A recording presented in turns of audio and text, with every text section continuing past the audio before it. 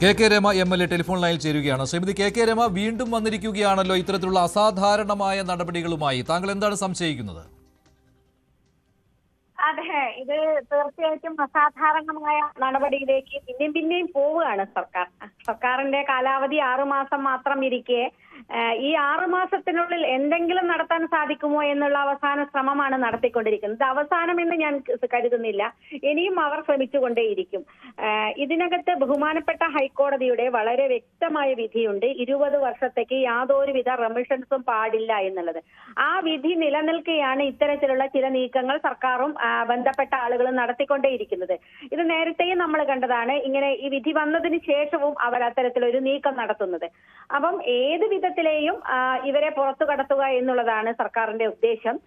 ഇനി അങ്ങനെ നടന്നിട്ടില്ലെങ്കിലും അവരെ ഒന്ന് ബോധ്യപ്പെടുത്തുക. ഞങ്ങൾ നിങ്ങളോടൊപ്പം ഉണ്ട്, സർക്കാരും പാർട്ടിയും പ്രതികളോടൊപ്പമാണ്, നിങ്ങളെ ഞങ്ങൾ കൈവിട്ടില്ല എന്ന് അവരെ വീണ്ടും ഓർമ്മപ്പെടുത്തുക എന്നതും കൂടിയായിരിക്കും ഇതിന്റെ ഉദ്ദേശം. ഇപ്പം ജയിൽ മേധാവികൾ അത്തരത്തിലൊരു കത്ത് തയ്യാറാക്കണമെങ്കിൽ ഗവൺമെന്റിന്റെ നിർദ്ദേശമില്ലാതെ, ബഹുമാനപ്പെട്ട മന്ത്രിയുടെ നിർദ്ദേശമില്ലാതെ നടക്കുമോ? അങ്ങനെ ജയിൽ മേധാവിക്ക് സ്വയമേവ ഒരു ബോധോദയം ഉണ്ടാവില്ലല്ലോ ഇതൊക്കെ നടപ്പാക്കണമെന്ന്. അപ്പോൾ അത് വളരെ കൃത്യമായി പ്ലാൻഡ് ആണ്. അത് മുകളിൽ നിന്നുള്ള ബന്ധപ്പെട്ട ആളുകളുടെ അടുത്തു നിന്നുള്ള നിർദ്ദേശത്തിന്റെ ഭാഗമായിട്ട് തന്നെ തയ്യാറാക്കുന്നതാണ് ഈ ലെറ്റർ. ഞാൻ ലെറ്റർ സുരക്ഷാ പരിശോധനയ്ക്കാണ് അയച്ചിരിക്കുന്നത്. എന്തിനാണ് സുരക്ഷയ്ക്ക് ജയിൽ മേധാവികൾക്ക് കത്തയക്കുന്നത്? അത് പോലീസുകാരല്ലേ സുരക്ഷ പരിശോധിക്കേണ്ടത്. ഒരു പരോള് പോലും കൊടുക്കുമ്പോൾ ബന്ധപ്പെട്ട പോലീസ് സ്റ്റേഷൻ പരിധിയിൽ അന്വേഷണം നടത്തി അവിടെ ക്രമസമാധാന പ്രശ്നങ്ങളില്ല എന്ന് ഉറപ്പുവരുത്തിയിട്ടാണ് പരോള് കൊടുക്കുക. അപ്പോൾ അത് ചെയ്യുന്നതിന് പകരം ബന്ധപ്പെട്ട ജയിൽ മേധാവികൾക്ക് എങ്ങനെയാണ് ഈ കത്ത് കൊടുക്കുന്ന ഒരു സാഹചര്യം ഉണ്ടായത്? എന്ത് അടിസ്ഥാനത്തിലാണ് അങ്ങനെ ഒരു കത്ത് നീങ്ങിയത്? അപ്പൊ ഇതൊക്കെ വളരെ വ്യക്തമാണ്. ഇവരോടൊപ്പം ഈ പാർട്ടിയും സർക്കാരും ഉണ്ട് എന്നുള്ള നിരന്തരമായ ഓർമ്മപ്പെടുത്തൽ. ഇല്ലെങ്കിൽ അവർ പറയുന്നത് പ്രശ്നമാണ് എന്ന് അവർക്ക് വളരെ നന്നായിട്ട് അറിയാം. കാരണം 5 വർഷം, ഇനി അടുത്ത വർഷം എന്തായാലും പിണറായി സർക്കാർ ഉണ്ടാവില്ല എന്ന് അവർക്കറിയാം. അതിനിടയ്ക്ക് ഇവരെ ഒന്ന് പുറത്തെത്തിക്കാൻ കഴിയുമോ എന്ന നീക്കമാണ് ഇപ്പം നടക്കുന്നത്. ഇതിനകത്ത് ഇപ്പോൾ ജയിൽ വകുപ്പ് മേധാവിയുടെ വിശദീകരണം വന്നിരിക്കുന്നത് വിടുതലിനെ കുറിച്ച് ആലോചിച്ചിട്ട് പോലുമില്ല എന്നാണ്. പിന്നെ എന്തിനാണ് ഇപ്പൊ അങ്ങനെ ഒരു കത്ത്?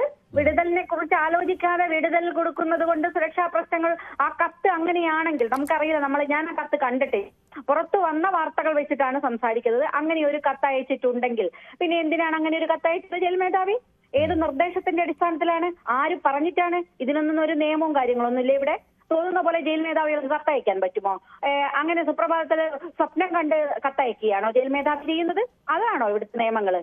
അങ്ങനെയല്ലല്ലോ ചെയ്യേണ്ടത്. അപ്പൊ എന്തിന്റെ അടിസ്ഥാനത്തിലാണെന്ന് അവർ വിശദീകരിക്കണ്ടേ? അപ്പൊ പുറത്തു വന്നപ്പോൾ മറ്റു ചില ന്യായങ്ങൾ പറയുകയാണോ? അതല്ലല്ലോ അതിന്റെ അടിസ്ഥാനം. ഇത് എത്ര പ്രാവശ്യമായി എന്ത് ബേസ് ചെയ്തിട്ടുകൊണ്ടാണ് ഇങ്ങനെ ചെയ്തുകൊണ്ടിരിക്കുന്നത്? ഈ പ്രതികളെ സംരക്ഷിക്കാൻ സർക്കാരിന് ബാധ്യതയുണ്ടാകും. ജയിൽ മേധാവി ഉദ്യോഗസ്ഥന്മാരാണല്ലോ, അവർക്ക് എന്താണ് ബാധ്യത?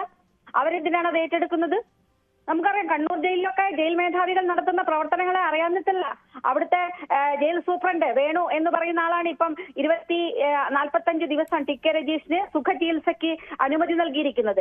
അത് അവിടെ നിൽക്കുന്ന മറ്റ് രോഗികളെ പോലും മറികടന്നുകൊണ്ട് രജീഷിന് കൊടുക്കുകയാണ്. ഇങ്ങനെ പലർക്കും പല സമയത്തായി പരോള് കൊടുത്ത് സുഖചികിത്സ നടത്തുന്നു. അവരെ പുറത്തുവിടുന്നു. പുറത്തുവിട്ടാൽ മദ്യം കഴിക്കാനുള്ള അവസരം ഉണ്ടാക്കുന്നു. തിരിച്ചു വരുമ്പോൾ ഒരു പരിശോധനയുമില്ല. പുറത്തു പോകുമ്പോഴും തിരിച്ചു വരുമ്പോഴും വർഷണമായ പരിശോധന ഉണ്ടാകണം എന്ന് പറഞ്ഞിട്ട് ആ പരിശോധനയൊന്നും നടക്കുന്നില്ല. തിരിച്ചു കയറ്റുന്നു സുഖമായിട്ട്. എന്നിട്ട് പുറത്ത് വാർത്തകൾ വരുമ്പോഴാണ് ഇത് അറിയുന്നത്. ഏതെങ്കിലും തരത്തിൽ ആളുകൾ ഇത് ഫോട്ടോ എടുത്തോ വീഡിയോ എടുത്തോ പുറത്തു വിട്ടപ്പോഴാണ് ഇത് അറിയുന്നത്. അപ്പൊ ജയിൽ മേധാവികൾ പിന്നെ എന്തിനാണ് അവിടെ കുത്തിരിക്കുന്നത്?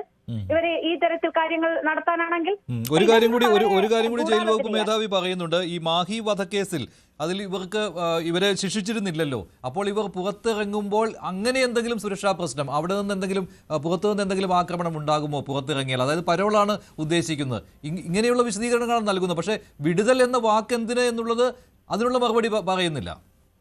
അല്ല, അതിൽ 2 പ്രശ്നമുണ്ട്.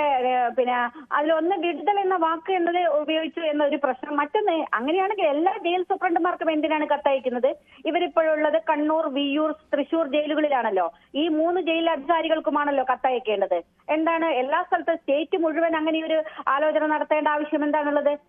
പരോള് കൊടുക്കുമ്പോൾ ഈ സ്റ്റേഷൻ പരിധി വിട്ട് പോകരുത് എന്ന കൃത്യമായ നിബന്ധനയോട് കൂടിയാണല്ലോ പരോള് കൊടുക്കുക. അപ്പൊ ബന്ധപ്പെട്ട പോലീസ് സ്റ്റേഷനുകളിലാണല്ലോ അത് പരിശോധിക്കേണ്ടത്. ഇതൊന്നൊന്നുമല്ല, അതേ പറഞ്ഞാൽ വളരെ ദുരൂഹമാണ് ഇത്തരം നീക്കങ്ങളൊക്കെ. അസാധാരണമായ നീക്കം സർക്കാർ നടത്തിക്കൊണ്ടിരിക്കുകയാണ്. അതൊരു ജയിൽ മേധാവിക്ക് മാത്രം തീരുമാനിക്കാൻ കഴിയുന്നതല്ല എന്നുള്ള വാദം ഞാൻ ഉറച്ചു നിൽക്കുകയാണ്. അതിൽ വളരെ കൃത്യമായി ആഭ്യന്തര വകുപ്പ് മന്ത്രിയുടെ വകുപ്പിന്റെ കൂടി നിർദ്ദേശമില്ലാതെ ഒരു ജയിൽ മേധാവിക്കും അത്തരത്തിലുള്ള ഒരു തീരുമാനം സ്വയമേവ എടുക്കാൻ സാധിക്കില്ല. അപ്പൊ വളരെ കൃത്യമായ ആലോചനകൾ അണിയറയിൽ നടക്കുന്നുണ്ട് ഇവരെ പുറത്തെത്തിക്കാൻ വേണ്ടിയിട്ടുള്ള. പക്ഷെ ബഹുമാനപ്പെട്ട ഹൈക്കോടതിയുടെ വിധിയുള്ളത് കൊണ്ട് സുപ്രീം കോടതി അല്ലാതെ ഏത് തമ്പുരാൻ വിചാരിച്ചാലും ഇനി നടക്കാൻ സാധിക്കുന്നതല്ല.